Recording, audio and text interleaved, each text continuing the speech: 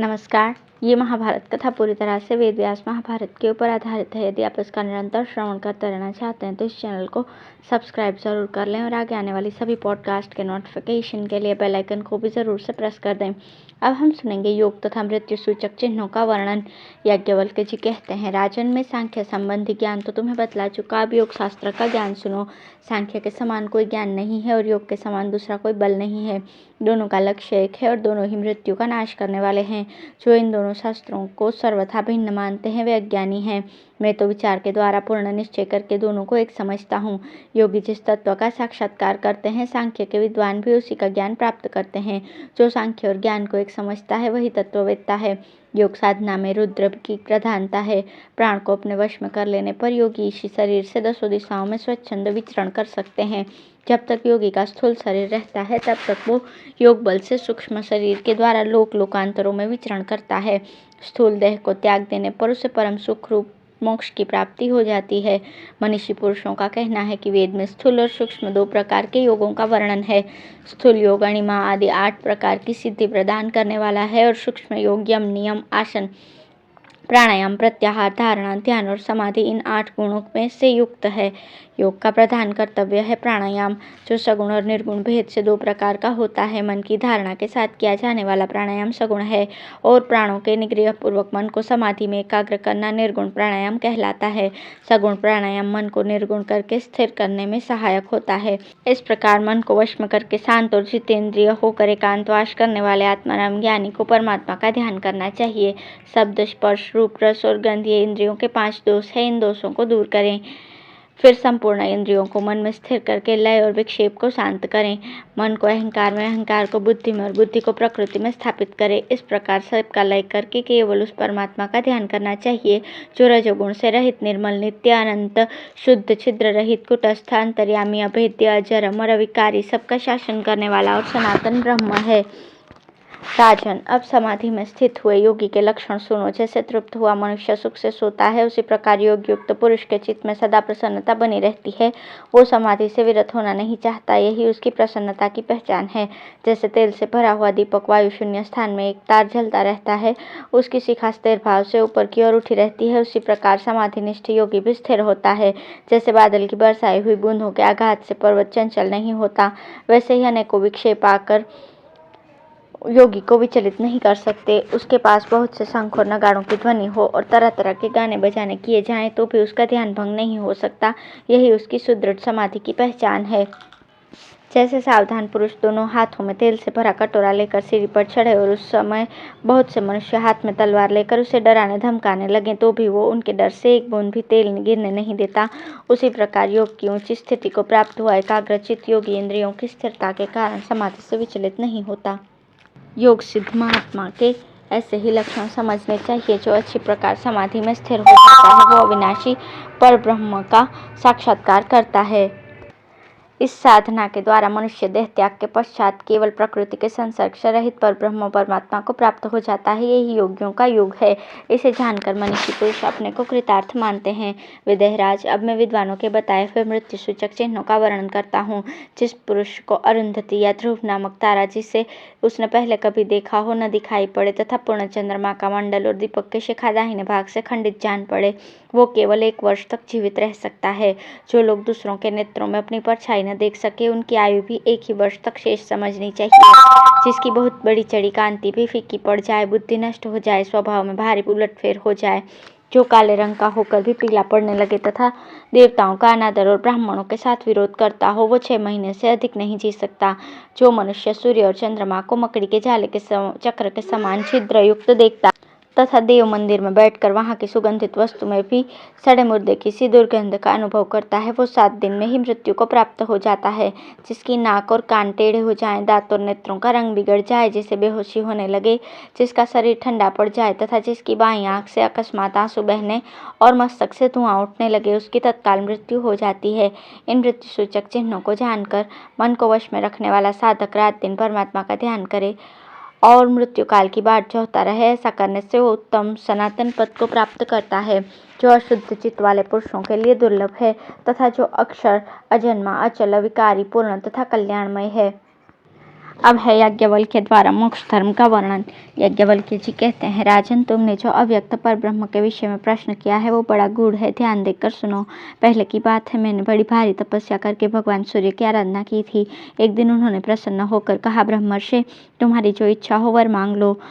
दुर्लभ होने पर भी वो तुम्हें अवश्य दूंगा, क्योंकि तुम्हारे कठोर तप से मैं बहुत प्रसन्न हूँ और मेरी प्रसन्नता प्रायः दुर्लभ है। ये सुनकर मैंने कहा, भगवान, मुझे यजुर्वेद का ज्ञान नहीं है, अतः मैं शीघ्र ही उसका ज्ञान प्राप्त करना चाहता हूँ।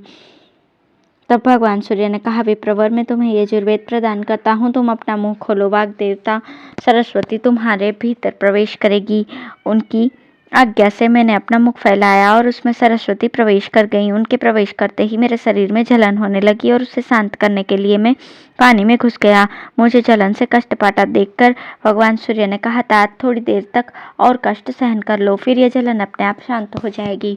कुछ ही देर में जब मैं पूर्ण शांत हो गया तो भगवान ने कहा, द्विजवर, परकीय शाखाओं और उपनिषदों के सहित संपूर्ण वेद तुम्हारे भीतर प्रतिष्ठित होंगे तथा तुम संपूर्ण शतपथ का भी प्रणयन अर्थात संपादन करोगे। इसके बाद तुम्हारी बुद्धि मोक्ष में स्थिर होगी और तुम इस अभिष्ट पद को प्राप्त करोगे जिसे सांख्यवेत्ता तथा योगी भी प्राप्त करना चाहते हैं। यह कहकर भगवान सूर्य चले गए और मैं उनका कथन सुनकर अपने घर लौट आया। वहां आकर बड़ी प्रसन्नता के साथ मैंने सरस्वती देवी का स्मरण किया। मेरे स्मरण करते ही स्वर और व्यंजन वर्णों से विभूषित सरस्वती देवी ओमकार को आगे करके मेरे सामने प्रकट हो गईं। तब मैंने उनके तथा भगवान सूर्य के निमित्त अर्घ्य निवेदन किया और उन्हीं का चिंतन करता हुआ बैठ गया। उस समय बड़े हर्ष के साथ मैंने रहस्य संग्रह और परिशिष्ट भाग सहित समस्त सतपथ का संकलन किया। तत्पश्चात मेरे 100 शिष्यों ने मुझसे उस सतपथ का अध्ययन किया। इस प्रकार सूर्यदेव के द्वारा उपदेश की हुई 15 शाखाओं का ज्ञान प्राप्त करके मैंने इच्छानुसार वेद्य तत्व का चिंतन किया। एक समय वेदांत ज्ञान में कुशल विश्वावसु नामक गंधर्व सत्य एवं सर्वोत्तम ज्ञातव्य वस्तु क्या है, इस बात का विचार करते हुए मेरे पास आए। आकर उन्होंने मुझसे वेद विषयक कई प्रश्न किए। तब मैंने उनसे कहा, गंधर्वराज, समस्त भूत जिससे उत्पन्न होते हैं और जिसमें ही लीन हो जाते हैं, उस वेद प्रतिपाद्य ज्ञेय परमात्मा को जो नहीं जानते, वे बारंबार जन्म लेते और मरते रहते हैं। सांगोपांग वेद पढ़कर भी जिसे वेद्य परमेश्वर का ज्ञान नहीं हुआ तथा वेदवेत्ता होकर भी जिसने वेद अवेद्य का तत्व नहीं जाना, वो मूर्ख केवल शास्त्र ज्ञान का बोझ ढोने वाला है। पुरुष को तत्पर होकर बुद्धि के द्वारा प्रकृति और पुरुष का ज्ञान प्राप्त करना चाहिए, जिससे बारंबार उसे जन्म मरण के चक्कर में न पड़ना पड़े। संसार में जन्म मरण की परंपरा कभी नहीं टूटती और वैदिक कर्म कांड में बताए हुए सभी कर्म नश्वर हैं। ये सोचकर नाशवान कर्मों को त्याग दे और अक्षय धर्म के सेवन में संलग्न हो जाए। जो पुरुष सदा परमात्मा के स्वरूप का विचार करता है, वो प्रकृति के बंधन से मुक्त होकर 26वें तत्व रूप परमेश्वर को प्राप्त कर लेता है। अज्ञानी मनुष्य 25वें तत्व रूप जीवात्मा और सनातन परमात्मा को भिन्न भिन्न मानते हैं, किंतु साधु पुरुषों की दृष्टि में दोनों एक हैं। परम पद की इच्छा रखने वाले सांख्य के विद्वान और योगी भी जन्म और मृत्यु के भय से जीवात्मा और परमात्मा में भेद दृष्टि नहीं रखते। विश्वावसु ने कहा, विप्रवर, अपने 25वें तत्व जीवात्मा को परमात्मा से अभिन्न बतलाया है, किंतु जीवात्मा वास्तव में परमात्मा है या नहीं, इस विषय में संदेह है। अतः आप इस बात का स्पष्ट वर्णन कीजिए। मैंने मुनिवर जैगिषव्य, असित, देवल, पराशर, वार्षगण्य, भृगु, पंचसिक, कपिल, शुक्र, गौतम, अष्टसेन, गर्ग, नारद, आसुरी, पुलत्स्य, सनत कुमार तथा अपने पिता कश्यप जी के मुख से भी पहले इस विषय का प्रतिपादन सुना है। उसके बाद रुद्र, विश्वरूप, अन्य देवता, पितर तथा दैत्यों से इसका ज्ञान प्राप्त किया। ये सब विद्वान ज्ञेय तत्व को पूर्ण और नित्य बतलाते हैं। अब मैं इस विषय में आपके विचार सुनना चाहता हूँ, क्योंकि आप विद्वानों में श्रेष्ठ, शास्त्रों के वक्ता तथा अत्यंत बुद्धिमान हैं। ऐसा कोई विषय नहीं है जिसे आप न जानते हों। वेदों के तो आप भंडार ही माने जाते हैं। देवलोक और पितृलोक में भी आपकी प्रसिद्धि है। ब्रह्मलोक में गए हुए ब्राह्मण तथा महर्षि भी आपकी महिमा का वर्णन करते हैं। साक्षात भगवान सूर्य ने आपको वेद पढ़ाया है तथा आपने संपूर्ण सांख्य और योग शास्त्र का भी ज्ञान प्राप्त किया है। इसमें तनिक भी संदेह नहीं है कि आप समस्त चराचर को जानकर पूर्ण ज्ञानी हो चुके हैं। इसलिए आपके ही मुख से मैं उस तत्व ज्ञान को सुनना चाहता हूँ। तब मैंने कहा, गंधर्व श्रेष्ठ, तुम बड़े मेधावी हो। इस समय मुझसे जो कुछ पूछ रहे हो उसका शास्त्रीय उत्तर सुनो। प्रकृति जड़ है, उससे 25वां तत्व जीवात्मा जानता है, किंतु वो जीवात्मा को नहीं जानती। सांख्य और योग के विद्वान प्रकृति को प्रधान कहते हैं। साक्षी पुरुष विवेक दृष्टि से 24वें तत्व प्रकृति को, 25वें अपने को और 26वें परमात्मा को देखता है। किंतु यदि जीवात्मा ये अभिमान करता है कि मुझसे बढ़कर कोई नहीं है, तो वो देखता हुआ भी परमात्मा को नहीं देख पाता, किंतु परमात्मा सदा देखते रहते हैं। जब जीवात्मा को ये ज्ञान हो जाता है कि मैं भिन्न हूँ और प्रकृति मुझसे सर्वथा भिन्न है, तब वो उससे असंग होकर 26वें तत्वरूप परमात्मा का साक्षात्कार कर लेता है। और जब उसे परमात्मा का दर्शन हो जाता है, उस समय वो सर्वज्ञ विद्वान होकर पुनर्जन्म के बंधन से सदा के लिए छुटकारा प्राप्त कर जाता है। विश्वावसु ने कहा, याज्ञवल्क्य जी, आपने सब देवताओं के आदि कारण ब्रह्म के विषय में जो यथावत वर्णन किया है वो सत्य, शिव, सुंदर तथा सबका कल्याण करने वाला है। आपका मन सदा इसी प्रकार ज्ञान में स्थित रहे। आपका अच्छा भला हो, अब मैं जाता हूँ। यूँ कहकर विश्वावसु ने सौम्य दृष्टि से मेरी ओर देखा और बड़े हर्ष से मेरा अभिनंदन किया। फिर मेरी प्रदक्षिणा करके वे स्वर्गलोक को चले गए। राजा जनक, ब्रह्मादि देवताओं के लोक में पृथ्वी पर तथा पाताल में रहकर जो लोग कल्याण में मोक्ष मार्ग का आश्रय लिए हुए थे, उन सबको विश्वावसु ने मेरे बताए हुए इस ज्ञान का उपदेश किया था। सांख्य ज्ञान में निष्ठा रखने वाले सांख्यवेत्ता, योग धर्म का पालन करने वाले योगी तथा अन्य जो मोक्षाभिलाषी मनुष्य हैं, उन सब के लिए ये ज्ञान प्रत्यक्ष फल देने वाला है। ज्ञान से ही मोक्ष होता है, ज्ञान से नहीं। इसलिए यथार्थ ज्ञान का अनुसंधान करना चाहिए, जिसके द्वारा अपने में जन्म मृत्यु रूप बंधन से छुटकारा मिल सके। ब्राह्मण, क्षत्रिय, वैश्य, शूद्र अथवा नीच योनि में उत्पन्न हुए पुरुष से भी यदि ज्ञान मिल सके तो प्राप्त करके मनुष्य उस पर श्रद्धा रखे, क्योंकि श्रद्धालु में जन्म और मृत्यु का प्रवेश नहीं होता। ब्रह्म से उत्पन्न होने के कारण सभी वर्ण ब्राह्मण हैं। ब्रह्म के ही मुख से ब्राह्मण, बाहु से क्षत्रिय, नाभि से वैश्य तथा पैरों से शूद्र की उत्पत्ति हुई है। अतः किसी भी वर्ण को ब्रह्म से भिन्न नहीं समझना चाहिए। मनुष्य ज्ञान के कारण ही कर्मानुसार योनियों में जन्म लेते और मरते हैं। उनका भयंकर ज्ञान ही उन्हें नाना प्रकार की प्राकृत योनियों में गिराता है। अतः सब ओर से ज्ञान प्राप्त कराने का ही प्रयत्न करना चाहिए।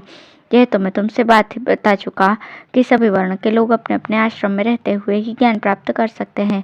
ब्राह्मण हो या क्षत्रिय, यदि दूसरा कोई वर्ण हो जो ज्ञान में स्थिर होता है, उसके लिए मोक्ष नित्य प्राप्त है। राजन, तुमने जो पूछा था उसका यथार्थ उत्तर मैंने दे दिया। अब तुम्हें शोक का परित्याग कर देना चाहिए। तुम्हारा कल्याण हो। चाहो जैसे बने इस ज्ञान में पारंगत बनो।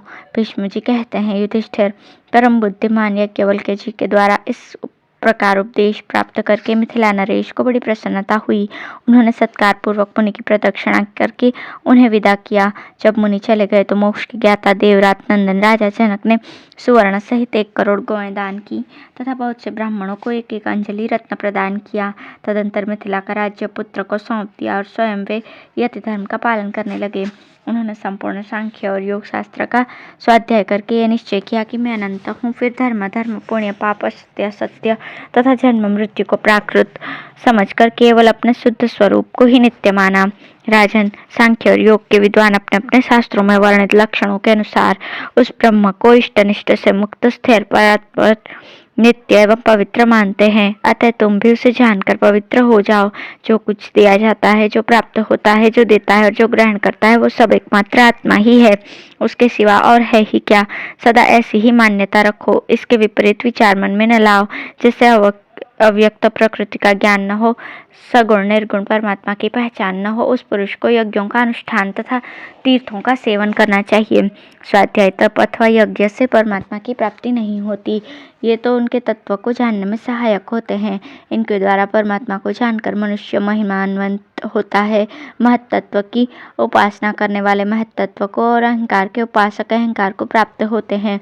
किंतु महत्तत्व और अहंकार से भी कोई श्रेष्ठ स्थान है, जिसको प्राप्त करना सबके लिए आवश्यक है।